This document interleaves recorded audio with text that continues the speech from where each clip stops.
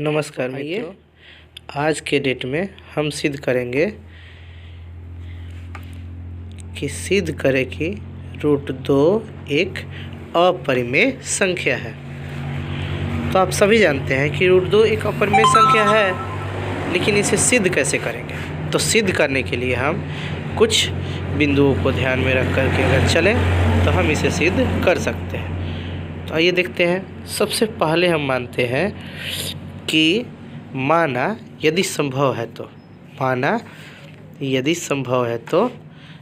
पहले माना लिख सकते हैं या ऐसे भी लिख सकते हैं, यदि संभव हो तो माना कि √2 एक परिमेय संख्या है।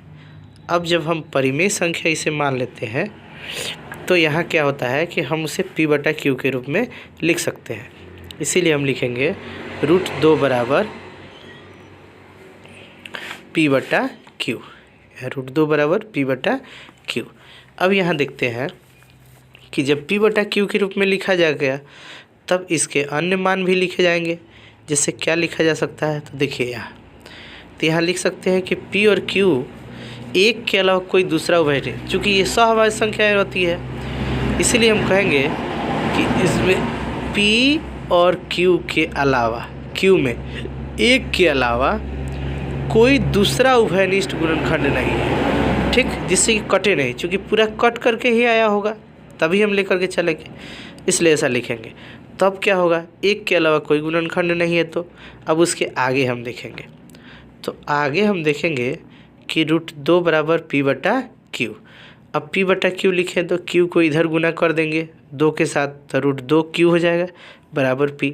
अब थोड़ा सा हमको और करना होगा कि 2 हमको प्राप्त करना है, 2।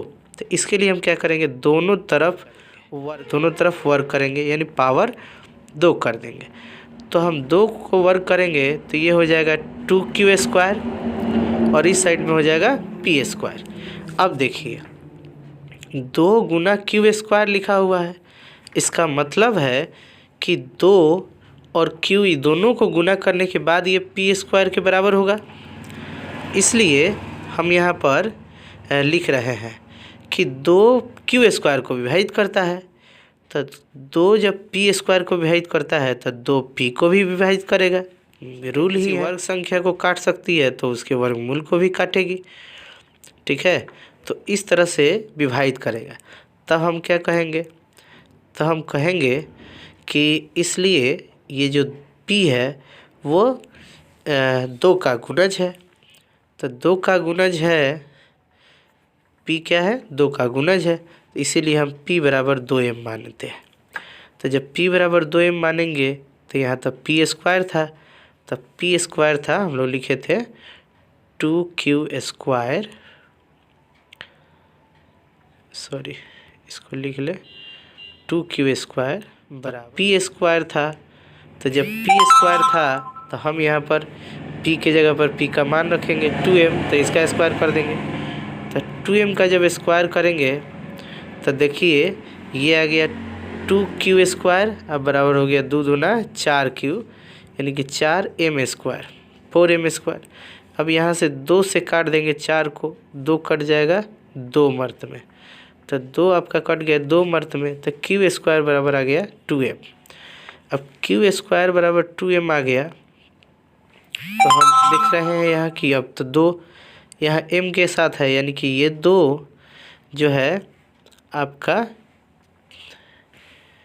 ध्यान से देखिए तो 2q² को विभाजित करता है, क्योंकि 2m दोनों गुना में है।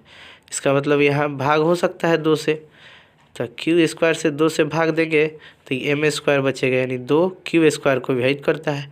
और हम आपको पहले ही बताया है कि कोई संख्या अगर उसको वर्ग अगर विभाजित करता है तो वह संख्या ही विभाजित होगी, यानी कि 2q को भी विभाजित करेगा ना। तब हम देख क्या रहे हैं, तब हम ये देख रहे हैं कि जो 2 है वो p को भी विभाजित कर रहा है और q को भी विभाजित कर रहा है, दोनों को विभाजित करता है। तो हम माने थे, हम क्या माने थे, देखिए हम अब शुरू में चल रहे हैं, थोड़ा सा ध्यान दीजिएगा। हम माने थे कि जो हमारा पी है उसमें एक के अलावा कोई दूसरा उभयनिष्ठ गुणनखंड नहीं होगा।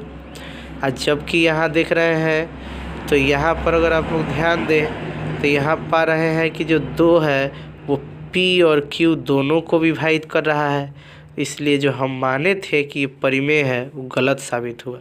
तो इसलिए उभयनिष्ठ गुणनखंड नहीं है, गलत है। तो गलत है तो क्या होगा जी, तब ये एक अपरिमेय संख्या होगा। ये सिद्ध हो गया कि √2 एक अपरिमेय संख्या होगा। तो इस तरह से आप लोग पूरा का पूरा देख सकते हैं। चूँकि हमको लिखने में दिक्कत हो रहा था बोर्ड पर, इसलिए हम लिख करके इसका वीडियो बना रहे हैं।